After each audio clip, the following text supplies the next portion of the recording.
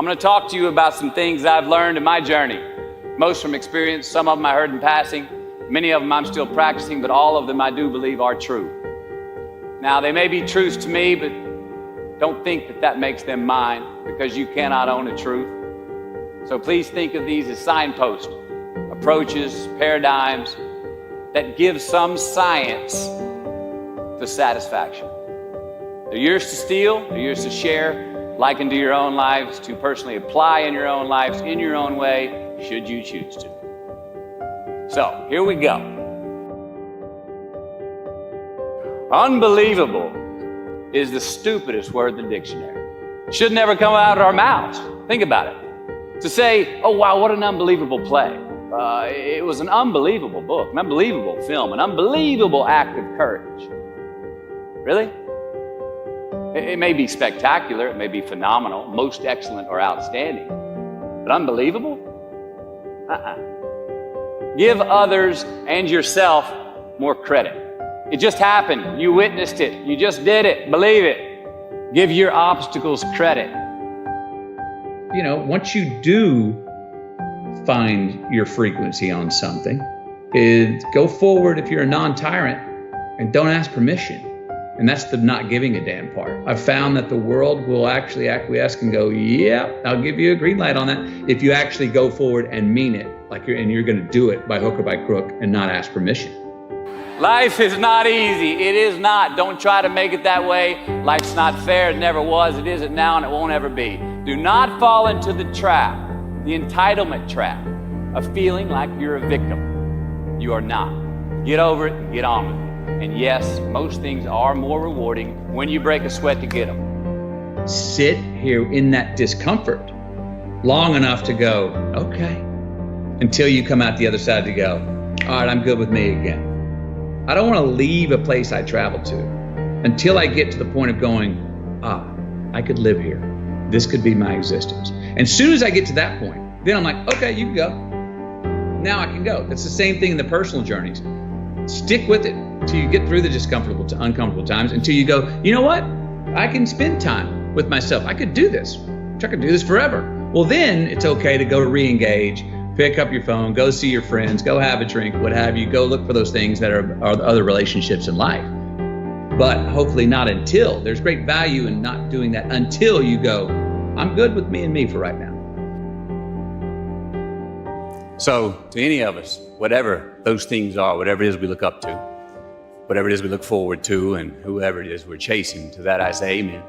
To that I say, all right, all right, all right. And to that I say, just keep living, huh? Thank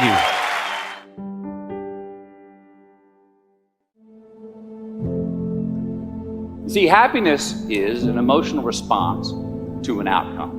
If I win, I will be happy. If I don't, I won't. It's an if-then, cause and effect, quid pro quo standard that we cannot sustain because we immediately raise it every time we attain it. See, happiness demands a certain outcome. It is result reliant. And I say, if happiness is what you're after, then you're going to be let down frequently and you're going to be unhappy much of your time. Joy, though, joy is a different thing. It's something else. Joy is not a choice. It's not a response to some result. It's a constant.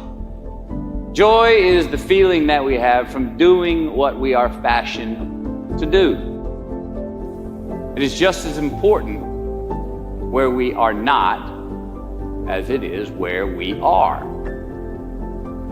Look, the first step that leads to our identity in life is usually not, I know who I am, I know who I am. That's not the first step. The first step's usually, I know who I am not. Process of elimination. Defining ourselves by what we are not is the first step that leads us to really knowing who we are. South of New Orleans a few years ago, and I went to a voodoo shop, and they had this wooden partition against the wall with these columns, and in these columns were all these vials of these magic potions, right? And the headings above each potion defining what they would give you were things like fertility, health, family, legal help, energy, forgiveness, money. Guess which column was empty? Money. Let's admit it. Money is king today. It's what makes the world go round. It is success. The more we have, the more successful we are, right? Now, I would argue that our cultural values have even been financialized. Humility is not in vogue anymore. It's too passive. It's a get rich quick on the internet, richest 15 minutes of fame world that we live in, and we see it every day. But we all want to succeed, right? So the question that we got to ask ourselves is what success is to us, what success is to you. Is it more money? That's fine. I got nothing against money. I don't. Maybe it's a healthy family. Maybe it's a happy marriage. Maybe it's to help others, to be famous, to be spiritually sound, to leave the world a little bit better place than you found it. Continue to ask yourself that question. Now, your answer may change over time, and that's fine. But do yourself this favor. Whatever your answer is, don't choose anything that will jeopardize your soul. Prioritize who you are, who you want to be, and don't spend time with anything that antagonizes your character. Don't drink the Kool-Aid, man. It tastes sweet, but you will get cavities tomorrow, all right? Life is not a popularity contest. Be brave, take the hill, but first answer that question, what's my hill?